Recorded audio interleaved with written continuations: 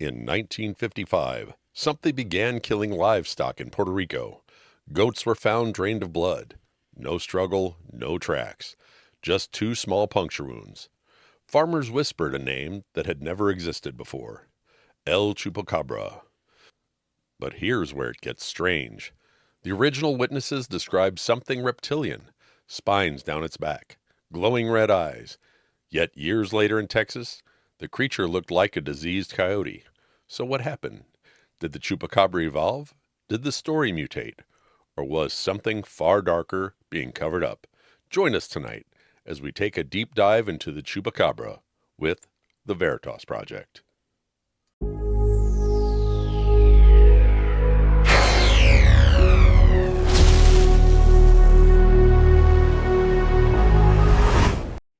Hey everybody, welcome to the podcast, the Project Investigation Collaboration brought to you by the Veritas Project. And as always, we are here with our gracious host and founder of the Veritas Project, Robert Wiki Bob Curtis. Hello. And I'm lead investigator Todd Boyer, and welcome to the podcast, everybody. Yeah, welcome in. Oh, it is Valentine's Day as of the day Yeah. of recording. How about that? So, did you do anything? No, we went to Emo's and got the heart-shaped pizza. They have a Valentine's package with the heart-shaped pizza. Right on. And then every Valentine's Day we watch our Valentine's movie, My Bloody Valentine. There you go. So, There you go. Valentine's horror movie Yeah. to settle to celebrate Valentine's Day. Right. Yep. Unfortunately, my girl's out of town, so is that thing creeping down on you? I think, well, I don't know if I put it too low or if it's creeping down. I can't tell. He's over there having arguments with the microphone. So yeah, I went out and I had some lunch today and sat and watched some the men's Olympic ice hockey team Oh, play a little bit. And that was Nice. about all I did today, really. Dude. So there is a word I can't remember where. I think it's Denmark or somewhere. It's called Herkel-Dürkling. It's when you lie around doom scrolling when you should be doing other things. right. So I Herkel-Dürkled all morning. I watched Deadpool, half-ass watched Deadpool, and Herkel-Dürkled this morning. I had to get out of bed till like 11:45. I was like, oh man, I got to go to the bank, but I didn't make it, so I have to go to the bank on Monday. So that's what I did today. So I like that's that one. What is it called? Biathlon, where they ski and then Oh, they yeah. shoot, then they ski and Yeah. then they shoot. Like, I love that one. That's That's my cool. favorite. My favorite Olympic sport. did you see the video of the one dude basically running up a hill? Like he was doing a 6-minute mile up a hill. He was trucking. I saw that the other day. I was like, holy crud. Wow. So that was kind of a wild video. So let's get on with it. So we're going to continue our little trip down the road of different cryptids. Yeah. And it's funny because when I got here, I said, Bob, what cryptid are we talking about? And Bob said, The Chupacabra.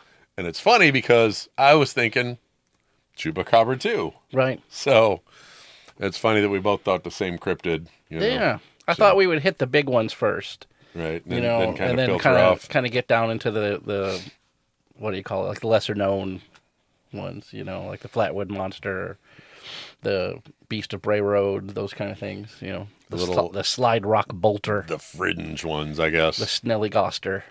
Snallygaster, I love that. Yeah. That's one of the best names out there. Snallygaster. So the first sighting of the Chupacabra actually took place in 1995 in Puerto Rico. And basically livestock were found completely drained of blood. Mm-hmm. Right? So 150 plus animal deaths were reported in just a matter of months.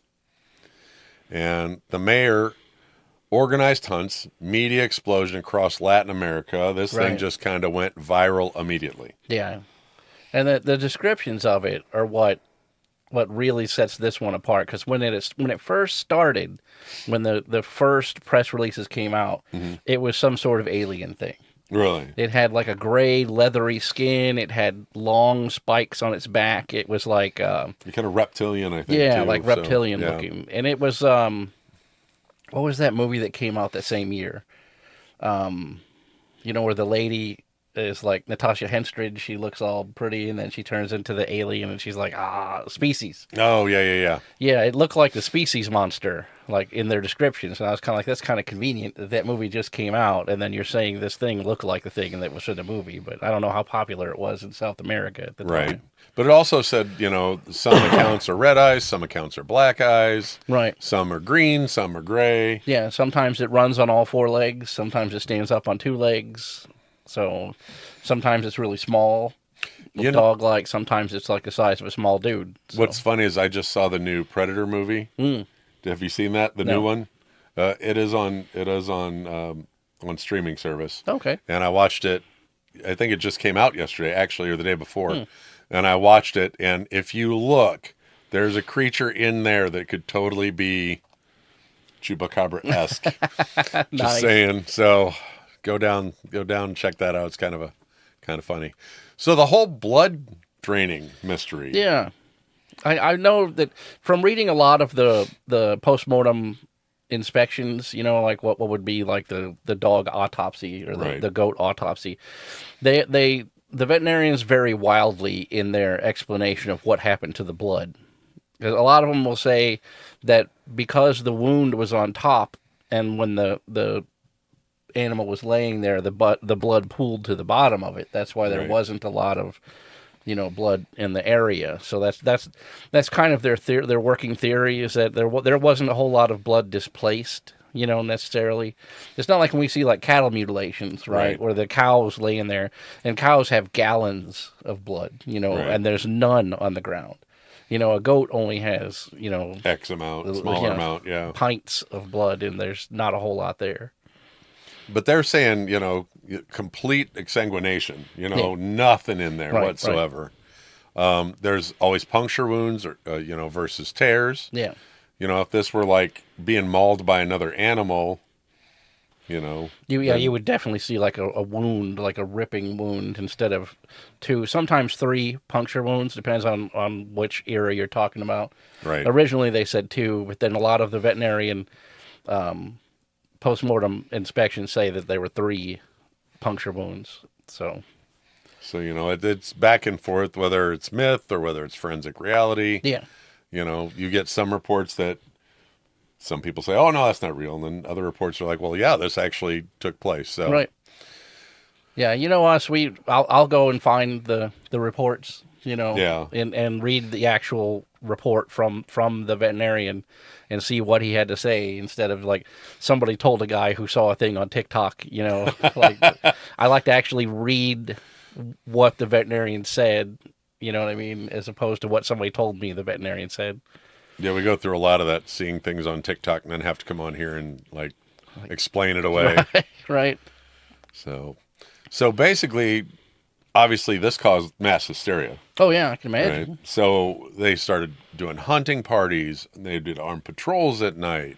Of course the media then ran with it even more than it already was out there. Fan the flames, right? So, because fear adds views. I mean, that's the bottom line. Yeah.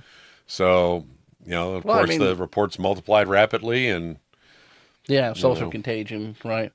Well, you have to imagine how much a goat costs to somebody. You're a goat rancher in Puerto Rico. You know what I mean? That's a lot of money. If you lose like 20 goats, that's big time money. That's your whole farm basically. So then in the 2000s, right? Mm-hmm. Things started shifting towards Texas and the Mexico area, because before it was way further south. Yeah. And then it started getting up to the border and into Texas, and the creatures were now more canine, right, rather than more lizard-esque. And they were saying it was like hairless with mangy skin or blue-gray coloration, and actually photographs began circulating online. Mm-hmm. So, of course, that fanned the flames. Right. So, I mean, they say it's all Chupacabra, but could this be something totally different? Exactly, right. Because the first sightings of the Chupacabra are 100% alien, right? There's nothing we have running around that matches that description, unless you're talking like a mutated gecko or something, Right. That'd be a pretty mad mutation. Right. I'm saying there's like a gigantic lizard type thing, but even that doesn't drain things blood. Right. Cold-blooded animals don't do that. So once it moves north and it gets into Mexico and Texas, then it starts to take on a different form, right? Not the animal. I'm saying the myth takes on a different form. Right. Now we're talking about mangy dogs, basically, right? Because every time that there's a sighting of a chupacabra, it doesn't coincide necessarily with bodies of goats being found. Right. And that's the big theory, against the chupacabra up in the Texas area is, mangy coyote, Right. emaciated body appearance, protruding teeth and spine. Rather than a chupacabra, it's more of a sick-looking coyote. Right. So is it a sick coyote or is it a whole nother creature? And like you said, though, they're not seeing the sheep, Right. They're not being... There's not hundreds of animals being drained of their blood. It's just the sighting of the creature. And then they're trying to make the sighting match the match mythology. The story. Right. So obviously that goes into, well, did something escape from a lab? Mm-hmm. Right? Is this a genetic hybrid kind of situation, or maybe linked to a bioweapons program, or right. something that got out of a lab somewhere, either in Mexico or on the U.S. side, and they're just trying to say, oh, this is this is that, yeah, rather than people going, oh, I really saw this. Tell them you saw Bigfoot rather than an escaped gorilla, right. kind of a situation. You know exactly. what I'm saying? Yeah. I mean, we do have escaped monkeys running around St. Louis, and goats. I'm just throwing that out there. Which makes sense, because if you did have like a bioweapon that escaped the lab, and that's what it was designed for, was to be something that goes out and drains mammals of their blood, right? Then you would 100% make a fake story like this and circulate it in the media. Like, oh yeah, it's got to be some kind of conspiracy theory. Like, meanwhile you got the military trying to gather up their creature, bring it back home. Right. And like you said, this corresponds with the Species movie. Yeah. The film released a few months before the sightings. Mm-hmm. And, a lot of it did coincide with like the dorsal, the spikes and all that good stuff. And the first witness admitted that she had seen the movie. So, right. I mean, was it a pop culture influence, or did she honestly see something? Right. And that's one of the things that I always point out too, is like when witness tampering, right? Where you have a witness who has seen something, but then their way of relating it to you sounds like something from a movie. And then when you ask them, have you seen that movie? Yes, they have.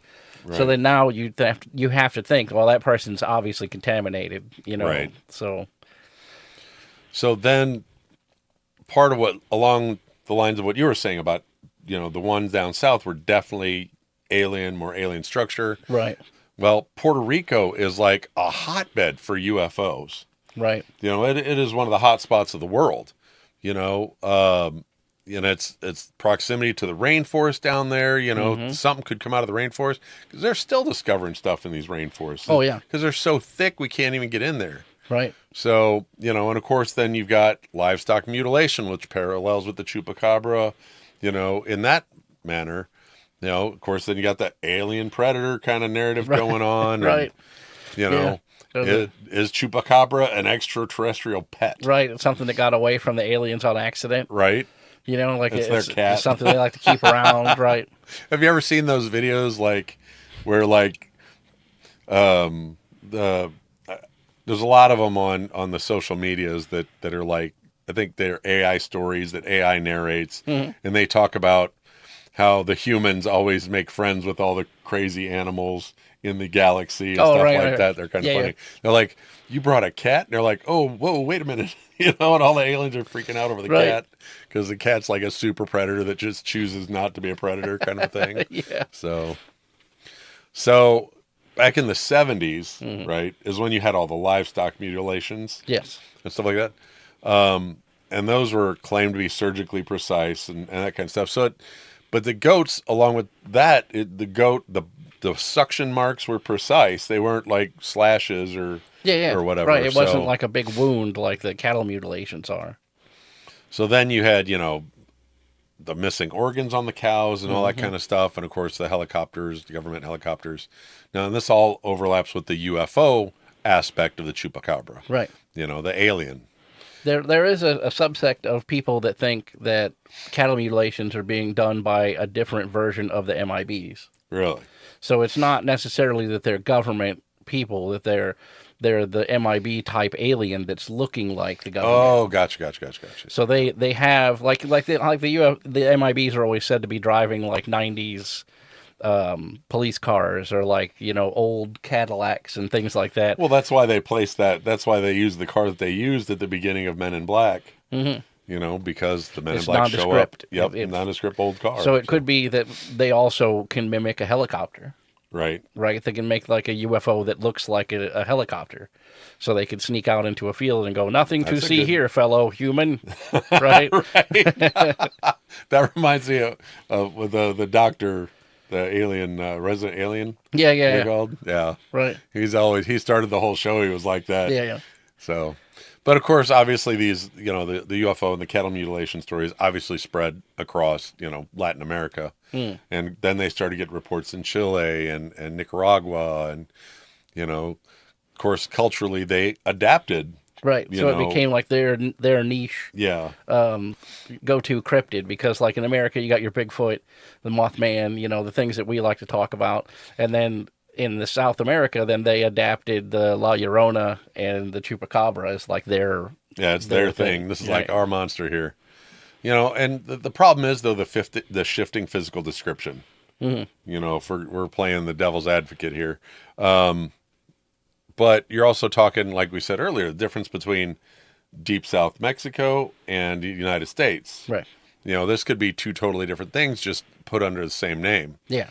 So, obviously a lot of this stuff happens out in the middle of nowhere in Mexico. Mm-hmm. So these are little farm towns, and it freaks these people out. Oh, I can imagine, right? You come home and, 10 of your goats are sucked dry. Yeah. I'd be a little freaked out myself. Yeah, I wouldn't be happy about it. No, like I'm trying to make a business here, Right. Well, and then there have been sightings around the Midwest. They're few and far between, but they do happen around here. And these say they target livestock. Right. And there's a lot of coyotes around here. So it could fall into the mangy coyote theory. Right. Like for me personally, if I were taking these reports in, right now, I'm like a third party person, and I'm taking these reports in. There's not one folder for this. You know what I'm saying? Because as far as I'm concerned, if you came to me and said this is a chupacabra, it was a green lizard thing with spikes sticking out of its back, right? And I'll say, okay, that's chupacabra. And somebody else says, well, I saw this thing. It was a gray dog-looking thing, and it was like mangy and skitching around my yard. Right. That's a gray mangy dog thing. Right. That's a different folder. It's not a chupacabra, right? So, obviously now with the internet and all that kind of stuff, things spread faster. Right. So hoaxes mixed with real life cases. The cryptids are a big thing now, so everybody's going to talk about them. If you see them, they're going to go online. I mean, the day I saw the Bigfoot, I made a video and said, I saw something right over there. Right. I don't know what it was, but, that's just kind of the way it goes. And, of course, there's memes. In fact, I've got one on my phone that I'll make sure to send to Bob. It says chupa corn on the cabra, and the body is a corn on the cob, and it's got legs in the head. I'll send it to you since we used to do the corn thing. That's awesome. So, so people want to get internet famous, right? So they will lean into anything like that, So even if they knew that it was a mangy dog, they might still come out and say, like, I captured the unadulterated footage of a chupacabra. Well, and that's one thing that you and I have to deal with all the time, being in the paranormal world. Every dust particle's an orb. Every pixel is a ghost. Yeah. It's like, come on, man. Right. Like, if I don't see something to me that I think is clearly clear, I'm like, nope, not good enough, and I will move on. Yeah, like you say, like how many hours of footage do we just delete? Yeah. Because it's something wispy or whatever, but it's not a ghost, right? It's not paranormal enough to cross the threshold. Right. But there's the slapped ham people, and those guys will just put literally anything in a video. I've seen so many times. I caught this orb. No, you caught that dust. Right. You caught that dust. Right. Look at all the orbs in this room. They're not orbs. They don't move like that. They are dust. And that's the problem is people get mentally poisoned by the fakes out there. Yeah. Right. So they start to believe that every dust particle is an orb. Right. And that's unfortunately, bad for everybody. See, and that's what we say. There are a such thing as a spirit orb, right? But that thing has to do something, right? If you see a spirit orb on a video and it's knocking or it's making footsteps or you hear a voice, then that could be a spirit orb. But if it's just flying around when the air conditioning turns on... Right. Like the orb at the farmhouse. Yeah, it knocked. We literally heard 3 loud knocks. Yeah. Not quiet knocks, loud knocks from the kitchen. Yeah. And then on the video, we literally, as soon as the knocks happened, Bob got the notification on his watch, person detected in the living room. And it came out of the kitchen and went straight through into the living room. Yeah. And that's an orb. Every time you can see it discharge, every time the orb lights up as it's pulsing, there's a knock. Yep. You can hear it clearly. Knock, knock, knock. And then it flies right up to the camera and goes into the wall. Yep. It's wild. But so back to the Chupacabra, you've got, mass hysteria patterns from people reporting the stuff, and expectation bias. People are going to see what they think they're going to see. Right. If you look for only red things in a room, you're going to see more red things in a room than anything else. That's like to a hammer, everything's a nail. Right. Right. Exactly. So, and obviously the media reinforces this, and basically it's a big loop, which media says it's out there. You see it. Right. Oh, now the media says, oh, look, now this person saw it, and then somebody else goes, oh, wow, that's kind of cool. And then they go, oh, I saw it. Now the media picks that one up. Right. It's a vicious cycle that carries this stuff over and over. So is there a core truth? I mean, initially it's reptilian. Later on, it's more canine. Yeah. Is it something misidentified? Right? Is it a coyote, a mangy coyote? Right. I'm along the lines with, I think, Bob here. I think originally, yes, Chupacabra, something alien, something weird, sucking goats down in South America. Because how many times have you guys, the people that have been here for years, and the stories that we've gotten out of South America, are just crazy, because South America is a hotspot for UFOs, right? I mean, why do you think they put the Predator movies down there? I mean, just saying. Yeah. So I'm with you, Bob, I think, on this. I think you think the same way with me. The originals, yes, Chupacabra. The laters, something totally different. Yeah. Might not even be supernatural. Yeah, not even probably a mangy dog somebody saw in their backyard. So. And because they want it to be a Chupacabra, that's what it is. So in my opinion, you're looking at two different things. You're looking at, the one is some kind of alien thing that got loose and was creating shenanigans back in the mid-90s, and then kind of maybe went away, or maybe its handlers came and took it back home, or whatever it was.